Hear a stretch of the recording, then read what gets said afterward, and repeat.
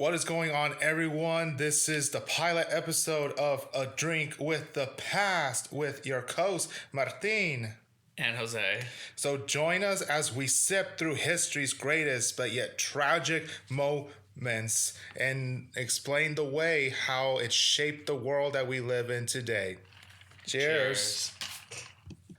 All right, guys. So just a little backstory about how we decided to come up with this podcast. So actually, it all happened when we were in our young adult group, this event that was happening at our church. And we were just going about talking about history and about just about the different aspects of certain historical moments. And well, with me, I'm the historian. I have a bachelor's in history and I do possess a California credentials in teaching history. So I'm usually like the know-it-all, like basically the history buff, you could say. And obviously, I don't hold the same credentials or anything like that. I'm not even a history major, but I do have a lot of questions in regards to history's greatest and worst moments.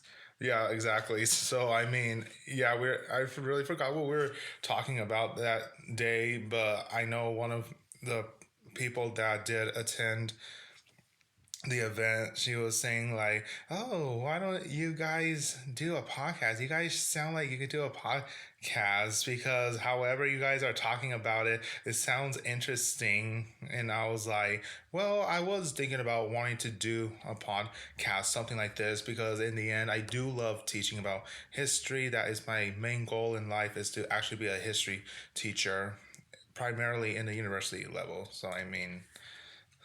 I feel like this is just you tapping into your elements at this point. I mean, I just have a lot of questions, and more so today, because today we're going to be touching a little brief about Veterans Day, since that's coming up in a few days. Yes, exactly. So, Veterans Day, one of the most important federal holidays in our country, right? Veterans Day, as you may know, it's to basically honor all those who served in America's armed forces currently and in the past, right? So, really, and that's the reason why the reason why you get the 3 day weekend. And of course, with other federal employees, that's the reason why we have the 3 day weekend. So it's a pretty good thing about honoring our veterans, especially thank you so much for our veterans who fought and served for our country's freedom. So here's a cheers to you guys. Cheers. To you, veterans.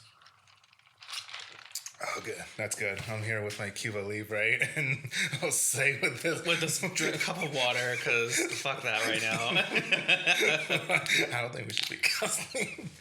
Anyways, yeah. So Veterans Day. Maybe a lot of you guys probably don't know about the history behind Veterans Day. So really, here it goes. Veterans Day really. It started with Woodrow Wilson, right? Basically, yeah. So it started off with President Woodrow Wilson. So the backstory is on November 11th of 1918, World War I officially came to an end with the signing of the armistice. And, Woodrow Wilson, he basically declared it as Armistice Day at first. So really, that was the day when the armistice was signed between France and Germany on that train car in the middle of the forest, which it's a pleasant place to sign an armistice, I guess, in a train car in the middle of the forest. I guess I'm just comparing it to now, because like, who the fuck is gonna go all the way into the middle of a forest during, you said winter time? It's like the fall. Oh, the fall. Who's gonna be doing that? Signing in a forest, given everything now.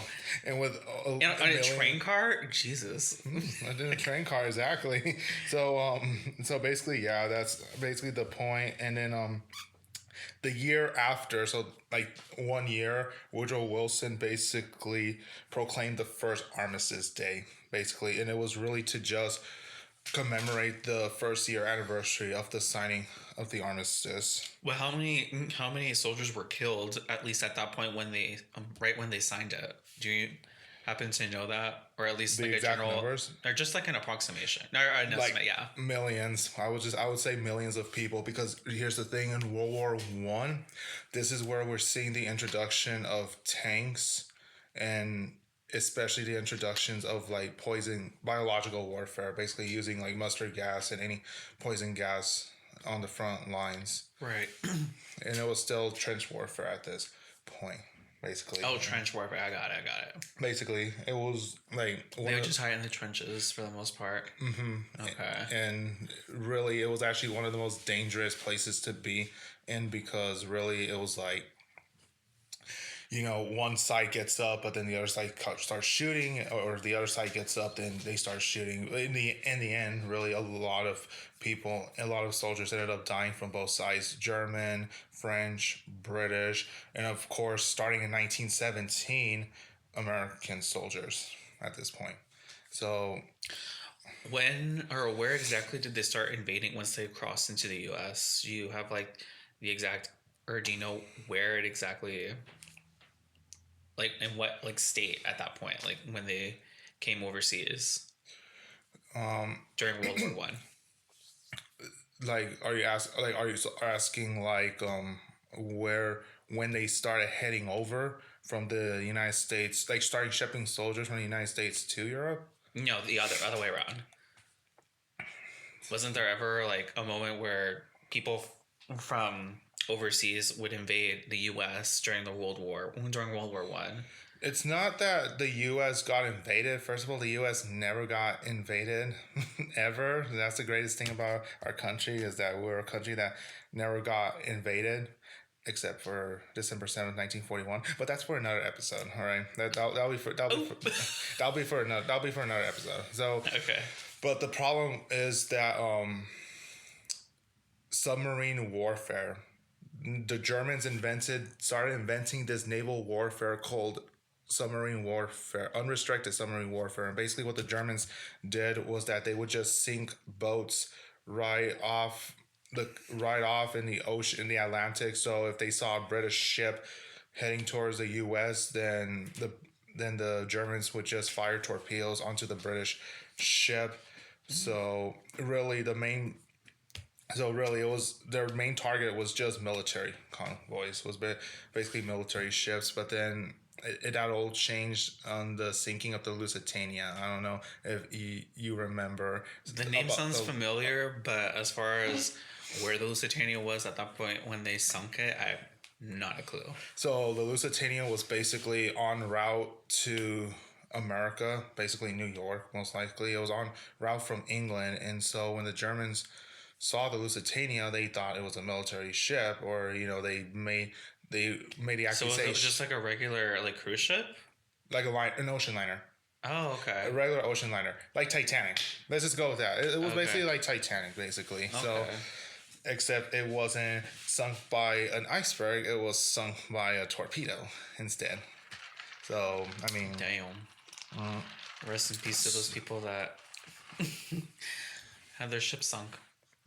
indeed. So, really, but the thing is about that is that there were American civilians on the Lusitania too. So that was also like the main reason why in 1917 Woodrow Wilson decided to ask Congress to declare war on Germany. Oh, so that was the smoking gun then at that point. So the U.S. was never involved at that point until that moment when that ship sank. Yes. So, but they only sent weapons to Britain. That's the thing. They remained neutral. They were neutral, but they were still sending weapons to Britain. No soldiers, and even if there were soldiers over there, they were just like mercenaries. Think of them like just mercenaries. They just went on their own free will, and So Britain was fighting the fight for us, as long as we were supplying the guns and the ammunition to them. to keep us out, basically, like to keep us out from fighting, from Yeah. joining the war, basically, yeah, because this was a European thing. That's the one thing, because of course our nation was founded by like George Washington advising Americans in the new government, saying like, hey, make sure you get out of foreign business. Don't be involved in European businesses whatsoever. Whatever happens in Europe, don't get involved in it. Remain neutral. So basically, we remained like that even to this day. We're still like that to this day. But wasn't it during World War One where they had done like the conscription enrollment where all the men were who were eligible to fight were mandatorily enrolled into fighting World War One, or was that not until World War Two? That wasn't really until World War Two. Okay. So World War One, it was it was optional basically. Like, but a lot of men did sign up to fight, but it won't be until like World War Two where we see the draft happening. Okay. And so World War One, bloody end, millions of deaths, both civilians and military, and Woodrow Wilson decides to honor the American soldiers who fought in World War One by doing this holiday known as Armistice Day. Okay. And so in 1938, Armistice Day was actually established to remember the agreement that was signed back in 1918, right? And in 1918, now here's the thing: it wasn't until 1918 where Congress passed it as a federal holiday. So at that point, it was just a regular Google holiday that doesn't require anyone to take the day off. It was just like, okay, this exists. Congratulations. Yes, But now it's more so like, okay, at least now federal employees have an excuse to not go into work. Well, it's kind of more than that. It's kind of more than just federal employees and students not going to school or to work. It was actually more. Again, this was more of remembering and honoring the veterans who fought in World War One, because really it was one of the first deadliest war that happened in the 20th century. Really, so in 1938 it is finally declared a federal holiday, right? And the focus was mainly set on World War One veterans. Okay. And it was really dedicated to the cause of world peace and to be hereafter celebrated and known as Armistice Day. Okay. Right. So that's how it's been. That's how it's always been called. But actually, it wouldn't be until 1954 where we get our current name, Veterans Day. So what was it named before? Armistice Day. Oh, Armistice. Okay. Yeah. So do you actually want to know how the name changed or which president changed it to Veterans Day? That's why I was asking you earlier before we started. I thought I read something talking about President Ford had something to do with the change of it. Yes, President Ford did have something to do with it, but it was during the 70s. But this thing actually goes back to the 50s. Harrison Ford.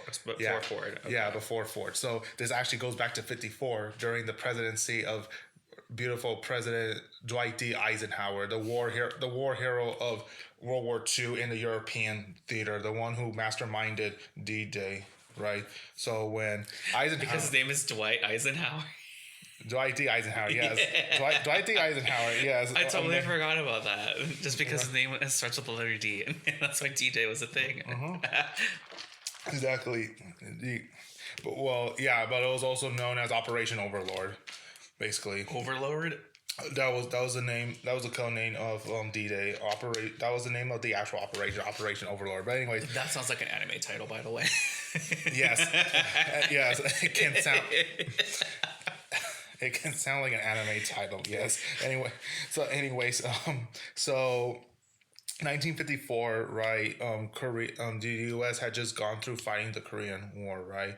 The Korean War happened from 1950 to 1953 with the signing of the armistice that basically. So that last point where they had signed armistice is because they were in the middle of a fight with Korea.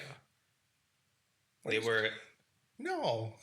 He said during 1950 into 1953 with the Korean War. Yeah, and then 53 they signed the armistice, right? But in 1954, right, the scope of the holiday basically broadened. Basically, so what I mean by that is the 83rd U.S. Congress amended the Act of 1938 by replacing the word armistice with veterans. So now it wasn't. So it's just like anyone that's serving in war at that point. Basically, yeah. Okay. So this was no longer talking about just the veterans who served in World War One. Now this also it's a universal term now. This included the Second World War and then the Korean War and then probably the future wars the future BS wars that was gonna happen from here on out. It's okay, we're gonna call it veterans. This is now to honor all veterans, and so In October 8th, 1954, President Eisenhower wrote a letter to the Administrator of Veterans Affairs, and he had this to say: I have today signed a proclamation calling upon all of our citizens to observe Thursday, November 11th, 1954, as Veterans Day. So basically, in this year, Veterans Day was on a Thursday. So he wrote that to the Veterans Affairs, the administrator. It is my earnest hope that all veterans, their organizations, and the entire citizenry will join hands to ensure proper and widespread observance of this day. Okay, so before we move on, guys, we just want to give a quick shout out or do a quick little thing of what we're drinking here with us. So basically, we're drinking a nice bottle of Kaloa rum that was actually brought to me by my friend Neil Beluso. Thank you so much for the rum. It was actually delicious. It does go well with my Coke. So basically, I am here having a good old Cuba Libre. Oh, okay. And then Good for you. And just drinking it raw. You're just drinking it raw. Raw with maybe some water at the side. I cannot. I like when it comes with me in hard liquor. I cannot do it alone. Like I need something to mix it with. So, for example, with rum, Coke, Cuba Libre, right? I mean, here. it's a little. I do taste a little bit of sweetness because it's supposed to have a little bit of sugar in it. So Yeah, well, basically, like that's how the rum in this specific brand in Kauai, Hawaii. I'm sorry if I mispronounced. the city of the island of Hawaii. I'm sorry if I'm mispronouncing it, but like the Koloa rum actually is made from the sugar canes nearby. So that was a good. Oh, that's unique. I like. Oh, I didn't even notice that it has like the little indications of like areas of Hawaii on there on top of the bottom, on top of the cap. Yeah. So So basically, so now back onto what I was saying before, in regards with Dwight D. Eisenhower and making the name change into Veterans Day. So yeah, so basically November 11th has basically become known as Veterans Day, the name that we have today, and it is basically going to be a day where it's going to honor American veterans of all wars. So in our time today, that includes World War One, World War Two, Korea, Vietnam, Civil War. Well, not Civil War. Would that not be counted? Because even though we were fighting amongst ourselves then, Well, or the no. Revolutionary War. Well, again, this is really just talking about this real. I mean, So I can't when say, you're talking about like universal term of veterans, you're only talking about the ones that are serving overseas, not necessarily the soldiers that end up fighting when it comes to like Civil War or revolutions I here. mean, people have their thoughts about like who should be included too, but it's like, but really, it really just began with World War One, and then basically the wars that happened in the 20th century, basically. So World War One. At that point in 1954, it was just for the veterans that served overseas. Any veterans that served overseas. Mm-hmm. Okay. Basically, so over the years, however, there were actually changes to the actual date of Veterans Day, and I know you mentioned about President Ford. President Ford, yeah. So here's the thing, though. In 1968, this is during Lyndon Johnson's presidency. Lyndon B. Johnson. Yeah, Lyndon B. Johnson. Yeah, exactly. Good old Lyndon B. Johnson. A man that can make you uncomfortable. How? Well, he always gets up to your face. He basically invaded your personal space at times. And there are photos about that. You can actually see it. There are photos where like he's talking to people like advisors, and yeah, he gets all up in their business. I need to see the proof. You need to show me this proof right now. My God, are you there? Oh my God. I need to see this because there's no way I can't be convinced that a president can actually be this quote unquote intimidating by just getting up to people's faces when having a full on fucking conversation.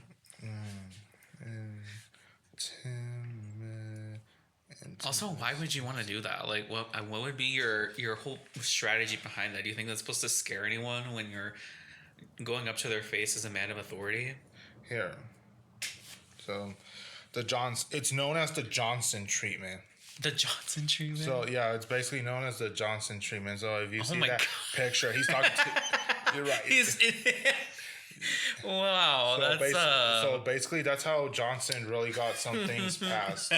That's how Johnson usually got things passed. It was basically like kind of like through intimidation and things like that. But yeah. Just I nevertheless, guess you could just Google the Johnson treatment for Lyndon B. Johnson. You'll see that picture that we're referencing. But anyways, it became known as the Uniform Holiday Monday Act. So that's Uniform Holiday Monday Act. Yes. A Monday. Okay. So it ensured the 3-day weekends for federal employees, right? Usually are 3-day weekends. For federal by celebrating 4 national holidays on Mondays. So this was to celebrate 4 national holidays. Washington's birthday, which of course it was like it was President's Week for us when we were going to school. Yes, we are. So in our school district, we get that whole President's Week off. So it's not just the day; it's like literally the whole week. Well, in my line of work, we only get. Actually, I don't think we even get the day anymore. I think it's just one day, and then we go back the rest of the week. Same thing with. Well, this year for Veterans Day, we don't take the day off, but we do get a different holiday off in November. Yeah, so it's gonna be the Uniform Holiday Money Act. It was basically to celebrate the holidays: Washington's birthday, Memorial Day, Veterans Day, and of course the good old Columbus Day. Good old Columbus Day. I low-key thought that when you said a 4-day holiday, I thought it was like that whole week, like that all happened in the same week. Yeah. So anyway, but obviously that's February. So anyways, because of that, every time Veterans Day, because Veterans Day was always November 11th. So they always had November 11th off, no matter what day of the week. No matter what day of the week it is, even if Veterans Day fell on a Saturday or Sunday, you still got a 3-day weekend, either on a Friday or a Monday. But let's say if Veterans Day... Oh, that is true. I didn't think about that. I didn't think about how every year the day changes, or at least the day of the week changes for Veterans Day. Are you saying you don't know how to read a calendar? Listen, I'm drinking my rum happily. I could care less about the day of the week as long as I get that day off. Oh my God. As long as I get to spend the day at home sleeping. Anyway, so Veterans Day was always on the November 11th. So no matter what day November 11th fell on, like Monday through Friday, everyone got a day off. But however, because the Uniform Holiday Money Act was passed, they ended up putting Veterans Day as the 4th Monday of October. So it's just universally just gonna be the 4th Monday of October, regardless basically. If it's not even the 11th. It's just that 4th Monday, no matter what. Exactly, but actually, this did get a lot of pushback because it actually got a lot of confusion, and it rightfully so. Like, how the fuck are we? So you're saying maybe 1 year it's gonna 1954. It's gonna be on like the 21st, and then come 1970, it's gonna be on the 28th. Like, yeah, like basically. That. I feel like I understand the people when they say like, okay, we just need the number. That's all we care about. We need the number, numerical date. That's it. We don't care if it lands on a Monday, on a Friday, as long as it's on an actual numerical date. Yeah. So basically, but however, this did face a lot of backlash, including from veterans, but not only like the veterans or like the general public, but a lot of states did not agree with this decision whatsoever, and eventually they would just continue to celebrate on the original date. And this is just individual states. The individual states just said, you know what, that's lame, that's BS, you know what, screw that, we're not going to follow that, we're going to keep continuing celebrating it on November 11th because that's how it's always been. So this at that point you can, like, employers can say like, oh, we need this day off because we want to go celebrate the veterans, whereas like if you're doing it on every 4th Monday of October every year, that's going to be confusing for employers. They just need something simple for them to follow. Yeah, it's not like Thanksgiving, where it falls on random days. So it's like it's on the 4th Thursday of the month. Yeah, it's on the 4th Thursday of the month. It's not like Thanksgiving. Like, this isn't Thanksgiving, okay? So eventually, now we get to your point. On September 20th of 1975, President Gerald Ford would basically sign a law that returned the observance of Veterans Day back to November 11th. Thank God. And it was going to begin in 1978. It didn't start until 1978. Yeah, it didn't go back. It didn't officially go back to the original date until So what the hell happened those 4 years when he enacted that it returned? Well, I feel like people were just celebrating it on November 11th, regardless. Oh, okay. But in law, And okay. it didn't change until I feel like they should have just already put that in law immediately after he said it. Like, okay, let's just change it the fuck back. Basically, and really, the whole reason why is because it's to preserve the day's historical significance. Because really, like we mentioned in the beginning of this podcast, it was like the reason why Veterans Day happened was because it was to honor the end of World War One, basically to honor the signing of the armistice that ended the First World War. So who are you honoring? Because I feel like for me and I probably remember a few people that did talk to me about how they served overseas during like the Vietnam War and like the World War One, but I don't remember their names. But in honor of them, you are well remembered. But do you have anyone that you are aware of currently that you honor on Monday? So there are a lot of people that is worth honoring. For example, that's worth honoring, and I think you could say the same thing with me too. Is my old music teacher, Mr. Nichols, who actually served in the United States Air Force during the Vietnam War.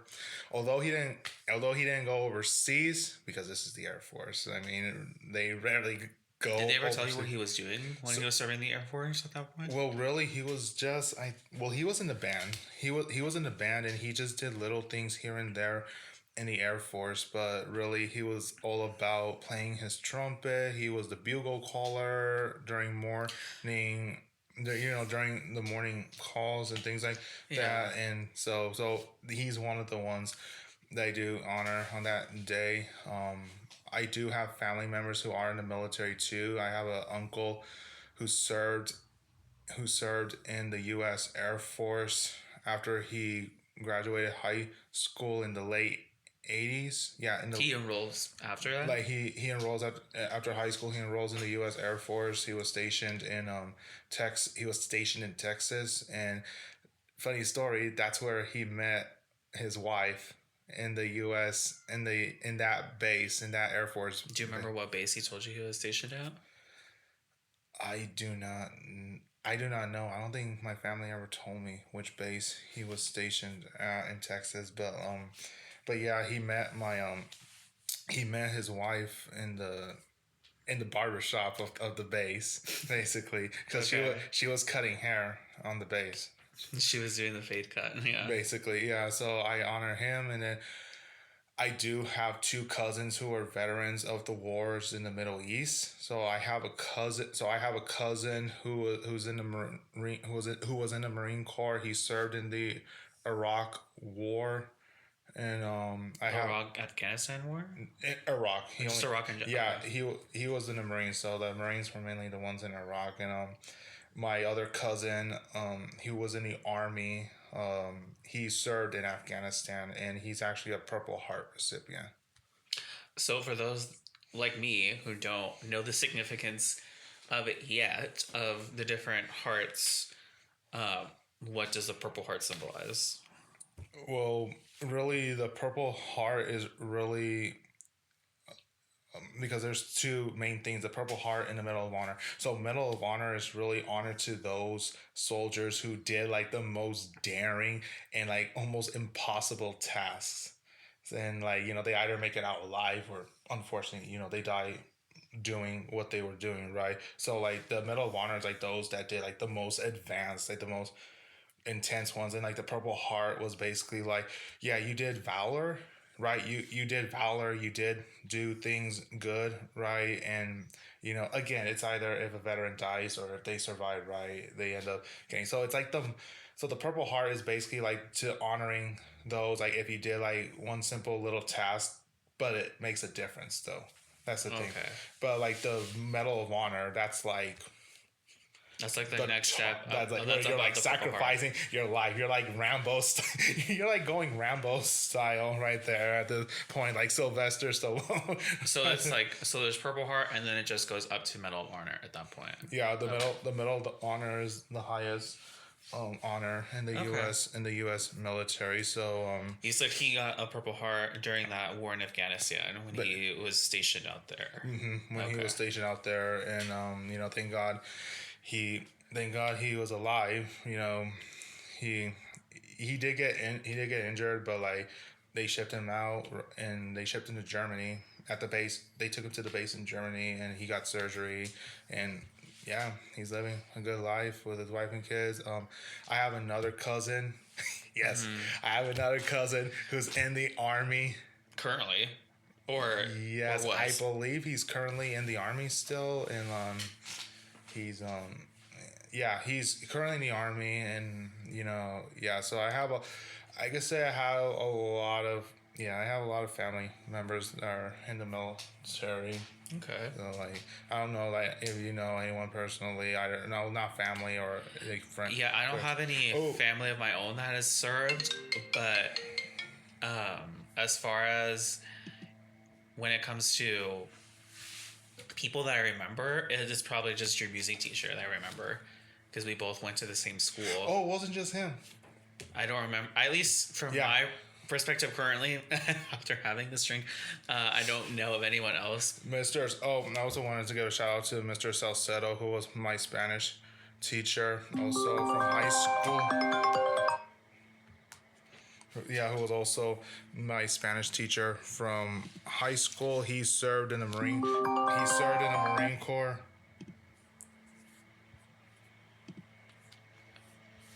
And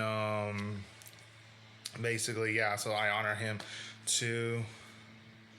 Okay. So basically that's like a few that I know of who served in the military, right? Both family and of course like Jose, we know of educators too that served in the military.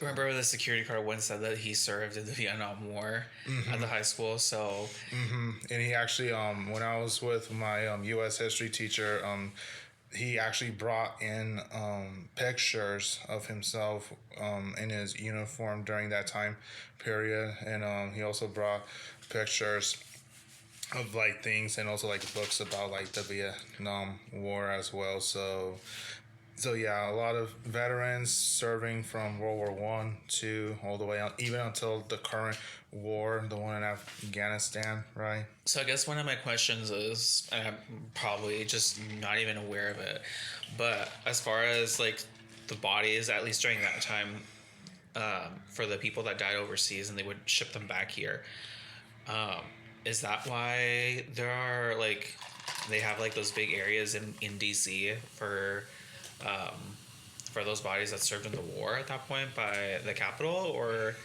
did they just ship them off to wherever like their families were at that point?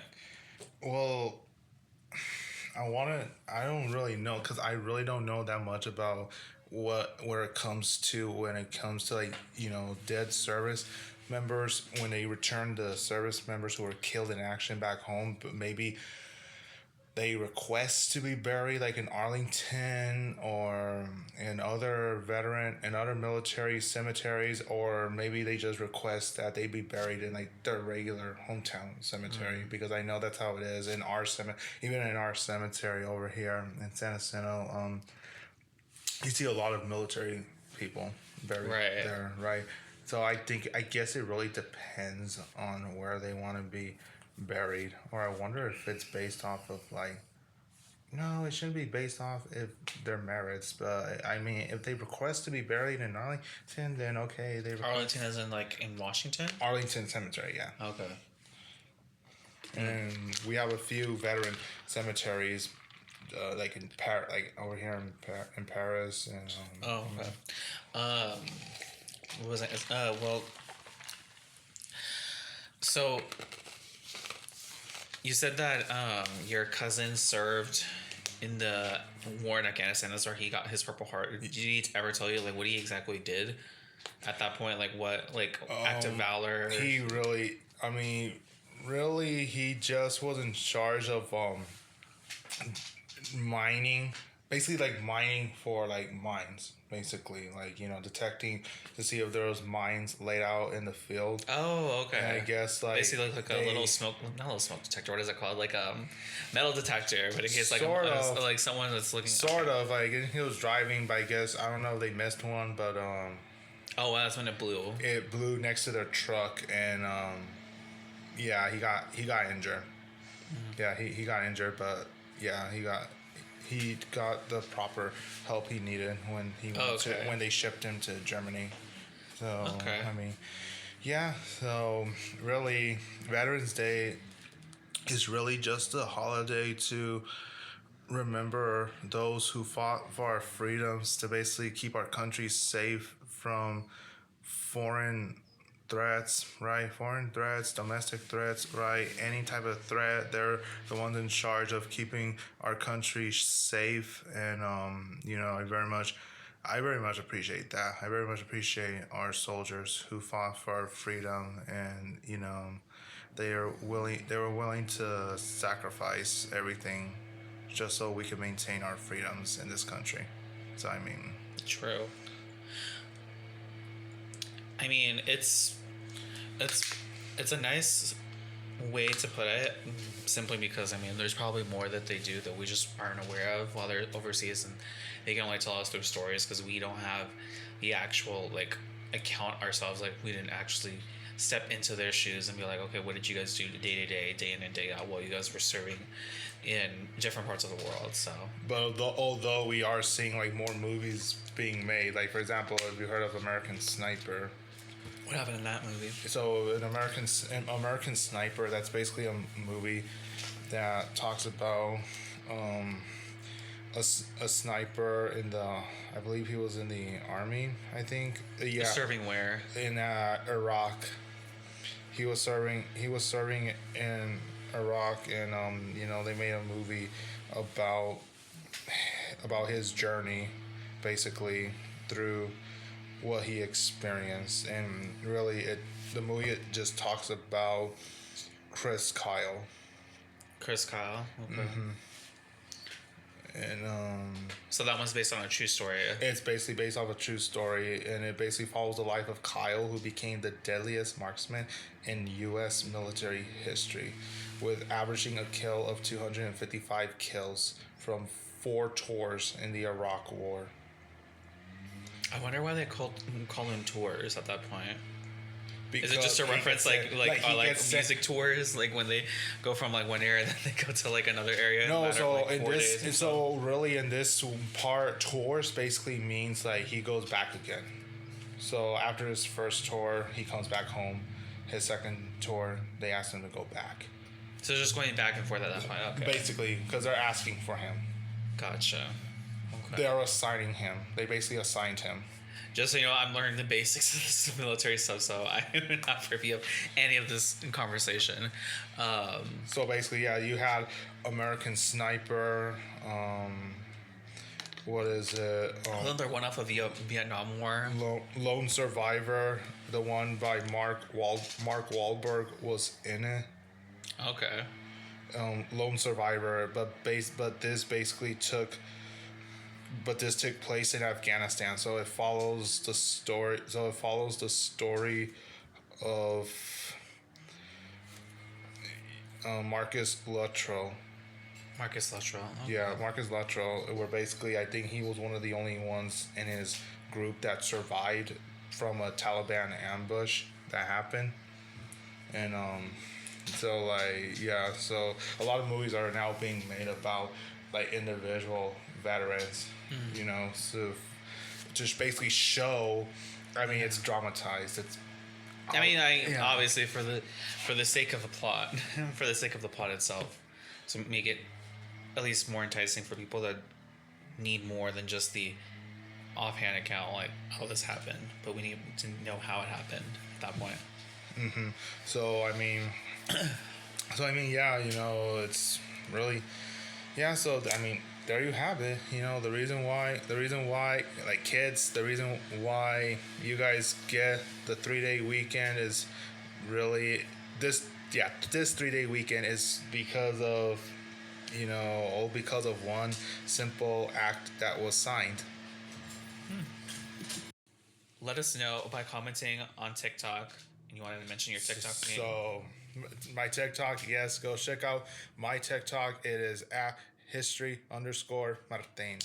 Where you can comment who you would like to honor on Veterans Day. So, this podcast is going to revolve around drinking while conversing on topics of global history, including the highest and lowest moments, which will be happening on a bi monthly basis. And basically, for our next episode, we are going to be looking at the significance of Thanksgiving, basically, the historical basis of why we celebrate Thanksgiving and how it became implemented into law, and why people get a break for Thanksgiving. Thank you guys for joining us and listening in on our pilot episode. Let us know any historical topics you might be interested for us to touch base on.